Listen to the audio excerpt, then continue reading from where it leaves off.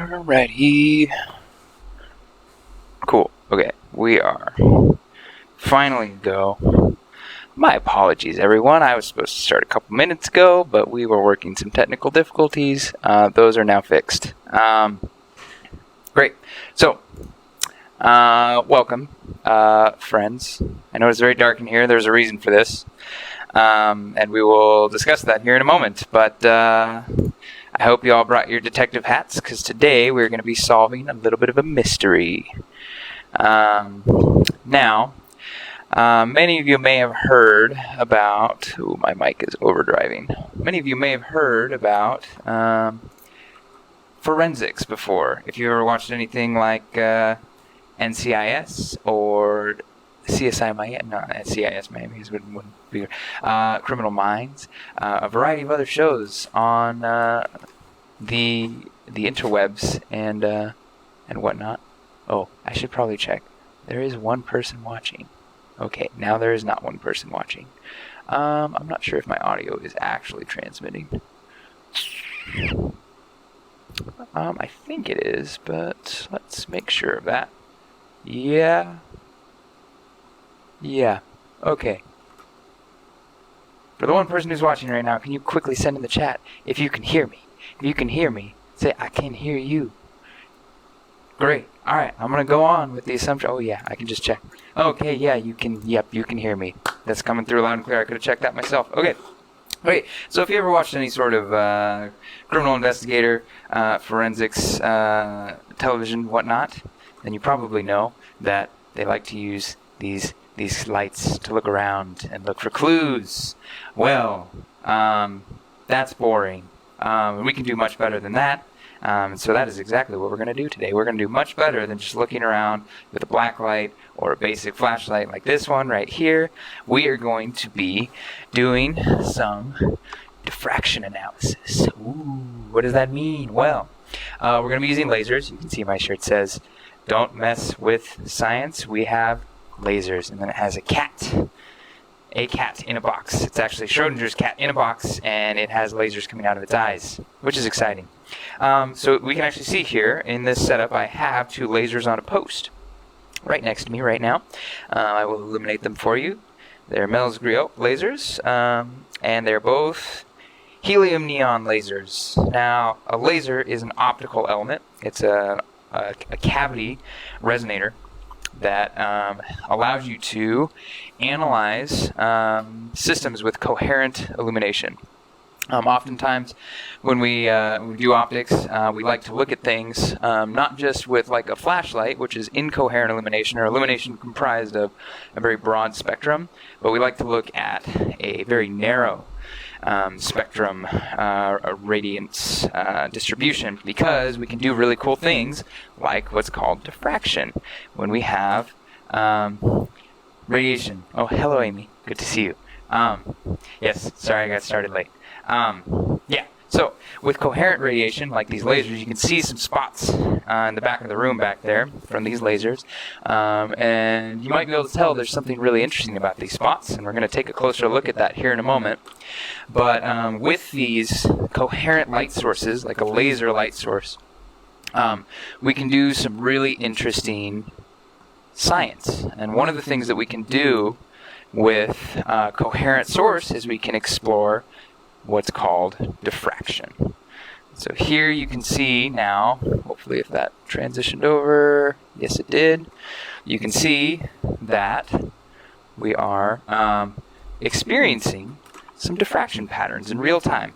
There are two of them here, and we are going to be exploring these diffraction patterns in real time, as I'm going to adjust them a little bit, and take a look at the characteristics of these patterns. Now, I mentioned the word diffraction, right? Diffraction is cool, diffraction is neat, you can do neat things with diffraction, but what is diffraction? Well, to explain diffraction, I do not actually have a diagram that I meant to make, but what I'm going to do is I'm going to comment in the chat what the equation for diffraction is, because as you can tell, I'm very prepared for this demo, and I definitely did not finish this just last minute because I was stressed with work, which is definitely not what happened here, but it might have been. So, That's okay. We're all friends here, and we all have lives that are really busy. But I just sent an equation in the chat, which you can see, that is very complicated because it's written just as plain text, but it is an equation that describes diffraction as an extension to Snell's law of refraction. So if you watched the demo that was presented by one of our other lovely students this past week, actually a couple days ago, I think it was on the weekend, she presented a demo on refraction, and she talked about how when light enters a medium that has an index of refraction that is not equal to the index of refraction of air, you can actually get what's called refraction, where light bends and curves, right? And we can do this with lenses. I actually have a lens right here that is sitting somewhere around my desk that I need to grab because I meant to grab it earlier and I didn't. But it's somewhere around here, and I'll find it eventually. But I have a lens that I'm going to hold up to the camera so you can see it if I can find it. Oh, there it is. There's a tiny one. That's what I need.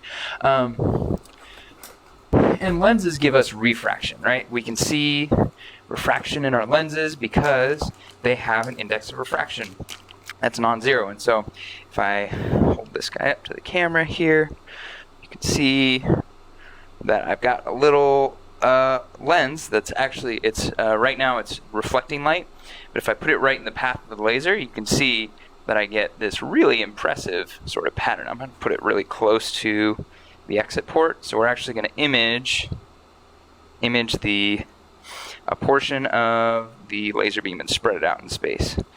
Let's see, how do we want to do this? I should have set this up earlier. So we have refraction, right? We can take a lens like this lens right here, and we can make this spot really, really big in the center, right? You can see how I'm making it fly around the page right now.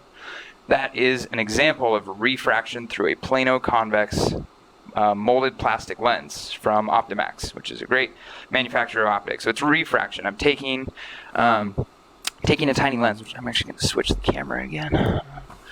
Right here, I'm going to fade back, and then I'm just going to show you what this lens looks like.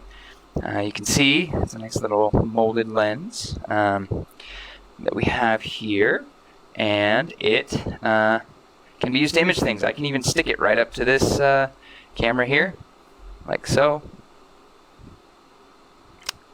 If I can find the camera, there's the camera, and we can look into the room at things like this light that's back here. We can look at the light and we can see that the colors spread out. Especially if we go at an angle, you can see there's some color spreading on it. So that is an example of refraction. I'm not going to spend too much time on that because that's not what we came to talk about today. We came to talk about diffraction, which is an extension of refraction that involves diffraction theory. Diffraction theory basically states in a very simple sense that light interacts with matter, it interacts with itself, and light can do something called interference, where it interferes either constructively or destructively. And when that occurs, you actually get these patterns of interference patterns is what they're called. And so it turns out that you can actually experience interference with individual photons or bundles of photons interfering with themselves. And so you can see on this pattern that I've formed here in the bottom, what we're looking at here is we're looking at a diffraction pattern. It's kind of like an interference pattern, but a little bit different. A diffraction pattern from a hair. I'm shining a laser onto a hair, which you can see if I switch the camera back here, you can see. I'm going to walk you through the setup so you get an idea. So I have a laser back here. There's a laser. I might just turn the lights on in here so it's easier to... Here we go. Let's turn this high beam on. I have a laser. Can be seen. We have two stands right here that have hair on them. Each have hair on them. It's different hair. And that is the mystery we are going to solve. And then we have a sheet, or imaging plane here, where we're looking at one diffraction pattern on the top and another diffraction pattern on the bottom. And I have a camera that's imaging that, which you can see. So I'm going to go switch back to the view of the diffraction pattern. So yeah, here we got our diffraction pattern, and we notice something about this diffraction pattern. What we notice is that the diffraction pattern is not the same for the two sources, right? We see that there is one diffraction pattern that looks like it's a little bit broader. The line spacing between those spots of energy is broader than the other. And this actually is indicative of the nature of the diffraction equation. That left side of the diffraction equation, m lambda over d, is an equation that describes the angular spreading of diffraction orders. So when you shine coherent illumination onto a diffracting element, in this case a piece of hair, what you get is you essentially get two spherical waves emanating from either side of the hair. This is invoking a principle called Babinese Principle. Babinese Principle basically says that you can take two apertures, so I'll show it on the screen here. You can take two apertures, which you can imagine to be just one aperture here, another aperture here, and when you pass light through the apertures, they will emanate, according to Huygens' principle, with spherical wavelets that emanate from those apertures. Now I show the apertures as obscurations with my hand there, where you can imagine it's an obscuration that looks something like this, right? Where you can even just do it with your fingers here, where you've essentially just got a gap in between your fingers, and light can either pass through that, or you can invert this, and you can say, well, I don't just want two blocks on the side to block the aperture, or an aperture stop on the sides. What I actually want is I want one single point, or a line, I guess, that's protruding through the middle of the laser, and what that forms is it forms two open apertures on either side, left and right. So, with that principle in mind, the Babinese Principle, stating that we can do aperture addition in diffraction analysis, we can now use that to analyze these diffraction patterns. So what we're going to do today is we're actually going to do some forensics. We're going to figure out who done it, who stole the cheese. Because I have a feeling that somebody stole the cheese. And I'm not sure if it is my wife that stole the cheese, Addie. I have her hair. I also have my cat's hair. And these two diffraction patterns you're seeing right here are from hair from two different sources. One is my wife's, the other one is my cat. And I happen to know that both my wife and my cat love cheese. They both love cheese. But I'm not sure which one of them took the cheese. And so, today we are going to figure out who done it. Who took the cheese? Who took this Mazithra cheese that I have right here that is currently being illuminated by a laser? There is a very small amount left, and I'm pretty sure that somebody took it all, or took most of it. So, the way we're going to figure that out is by using diffraction analysis. And when I say diffraction analysis, what I mean is we're actually going to be taking a ruler, this ruler that I have right here in my hand. I'm going to be kneeling down over here, and we're going to be measuring. I'll turn a light on so you can actually see what I'm doing. We're going to be measuring the width of these diffraction patterns. So we can actually measure the width between peaks, like so. And we can do the same over here and measure the width between peaks. And if we do that, and we also measure the distance, let's switch the camera back. We measure the distance from these lasers here to the hair where the diffraction is occurring. If I measure that distance from the bore of the laser to the hair, we can take a ratio, and the ratio happens to just be, it is the length from the laser to the and I'll write this down on a page here in a sec. I should just do it now so you can see what I'm talking about. I'm going to try not to mess my setup up because it's very delicate. It likes to move if you push on things, and then it's hard to get the diffraction pattern back. So, the equation that we want to write is length from laser to hair over the width of the pattern, and I'll show this to you in a sec, times the wavelength of the irradiation. And this is a helium neon laser, and so the irradiation is at 0.633 or 0.6283 microns in wavelength. A micron is 1/millionth of a meter. You can fit 1,000,000 of them into a meter, and that is going to give us the width of hair. So we'll say capital W, width of hair. Great. Let me make sure I'm showing the right thing now, and that I don't have any questions. I don't have any questions yet. Okay, cool. So, what am I showing? Preview? Yeah, program. Cool. Where'd my light go? There's my light. So, here's the equation we're talking about. Let me center it and make sure it's visible and that you can read it, hopefully.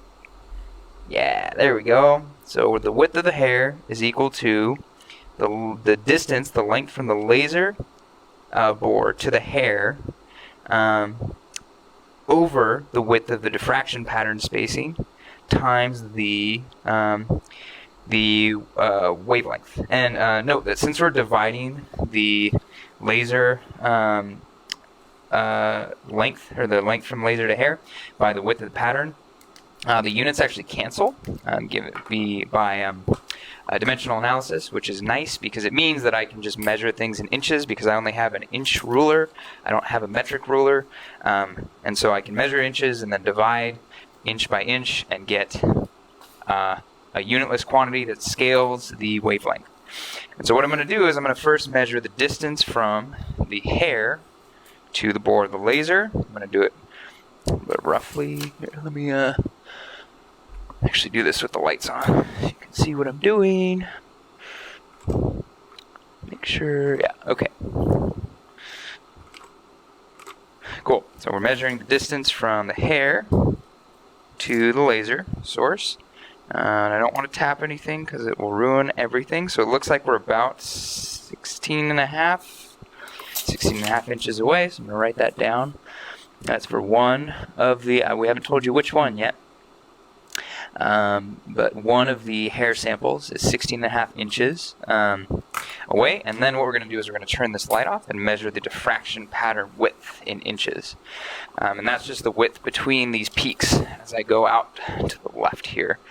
So I'm just going to measure from the center of one peak to the center of the next peak, and it looks like they are 3/8. Yeah, we'll just approximate that as being 1, 2, 3, 4, 5, 6, 7, 8. Is that right? No, 8/8 is a half. No, 8/16 is a half. Those are 16ths. Okay, I can do math. I promise. I swear. So that's 16ths. Yeah, that's 7/16. 7/16 of an inch is our width of this pattern, 7/16 inch, and that's multiplied by 0.633 microns. And if I do that math really quick on a calculator, we can figure out what the width is for, we'll call that sample number 1 because it's on the left.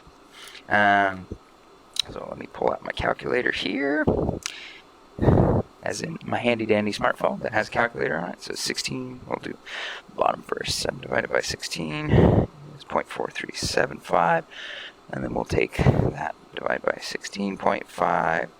Oh, not 160. 7 divided by 16 divided by 16.5 equals that, and then we invert it. Okay, so we have a multiplication factor of 37.7, and we multiply that by our wavelength of 0.633 microns, and we get a grand total for the width of the hair of 23.9 microns. Okay, so hair sample 1 is 23.9 microns across. We don't really know anything yet because we want to get a relative measure, right? We want to look at the width of one diffraction pattern versus the other one, right? They're not going to be the same. we already saw that one is narrower than the other. And so we're going to take a look at that. So, and note, the reason this works is because pretty much all creatures have slightly different thicknesses of hair.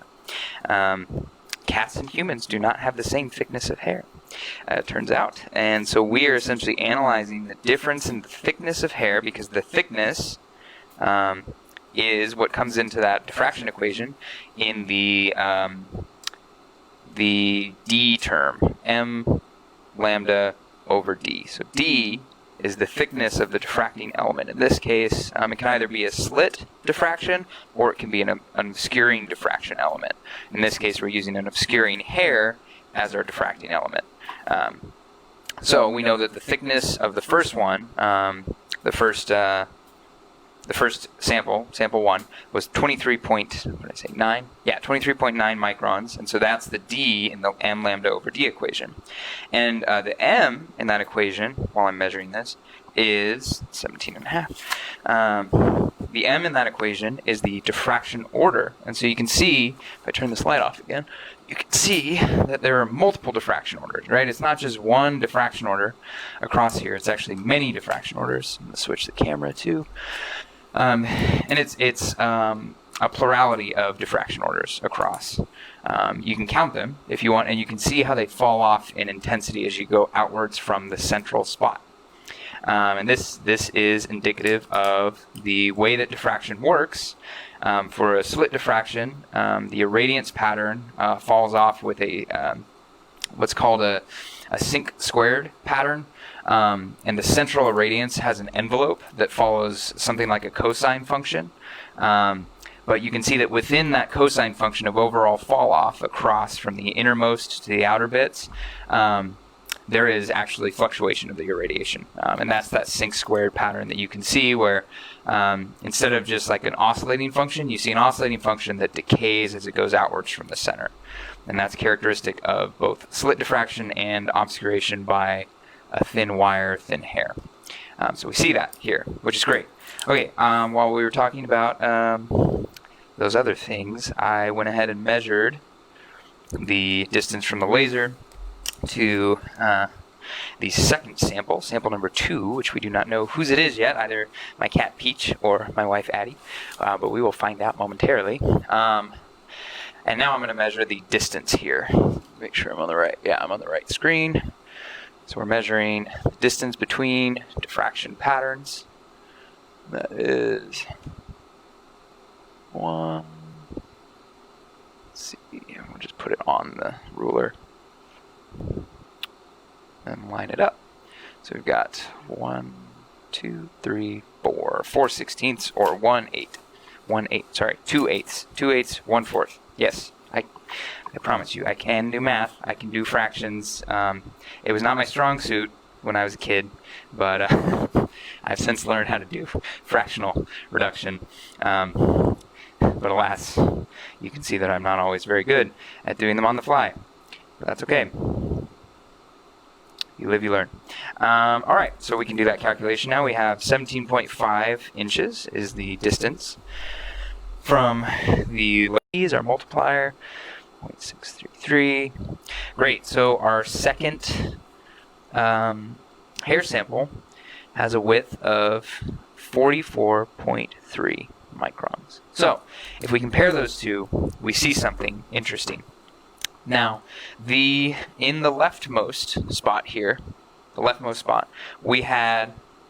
we measured our distances, we did our calculation for the angular separation, essentially what that ratio is of L over W, the laser distance over the diffraction spacing, that's an angular measure, and then we multiplied it by the wavelength, and that was telling us what our D term was, right? And so essentially what we're doing is we're looking at that m lambda over D equation, which I'm actually going to write on this page now so I can show you. M lambda over D equals N1 sine theta 1 minus N2 sine theta 2. And I'll switch cameras here and just show that to you really quick because it was obviously not very clear in the chat what I was saying.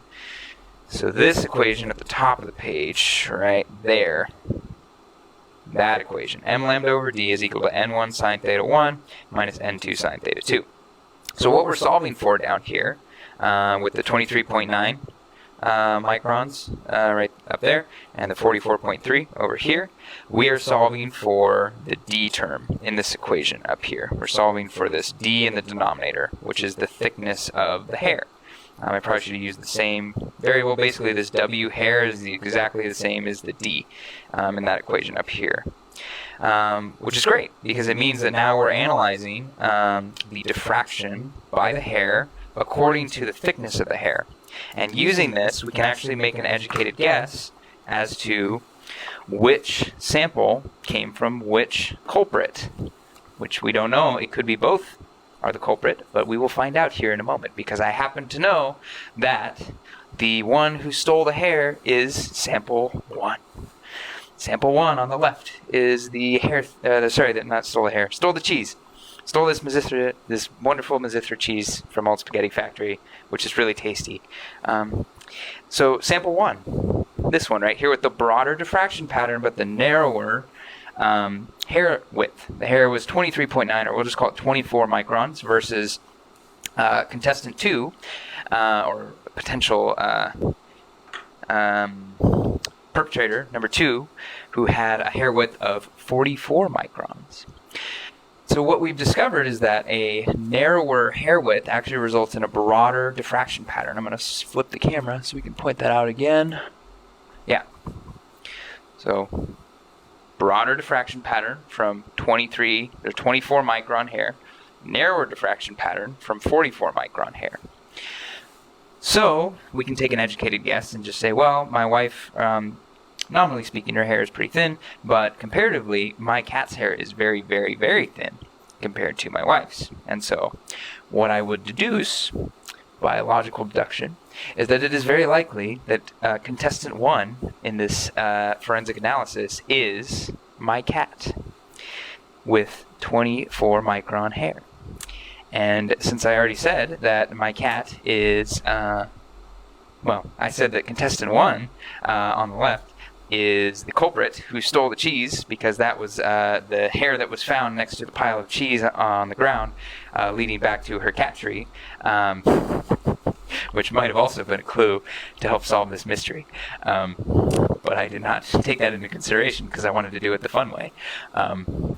It would appear that the culprit with the 24 micron hair is the one who stole the cheese, which makes sense, logical sense. Because my cat loves cheese a lot more than my wife does, actually. It's probably her favorite food. And so we have deduced, by looking at the diffraction pattern from 2 pieces of hair in front of a coherent light source, measuring the widths and distances and doing an angular calculation with wavelength, we have been able to effectively deduce that my cat stole the cheese, which is not a surprise at all, but that it is true, and that we can use this ongoing to figure out who done it. We can use diffraction.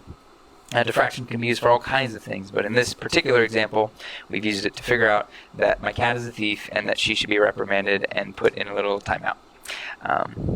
If anybody has any questions, please do feel free to send them in the chat. I see that we now have 2 people watching at the very end of this, so please, for the person who just joined in, we're about to end this live session because we are nearing completion and I have to go to class.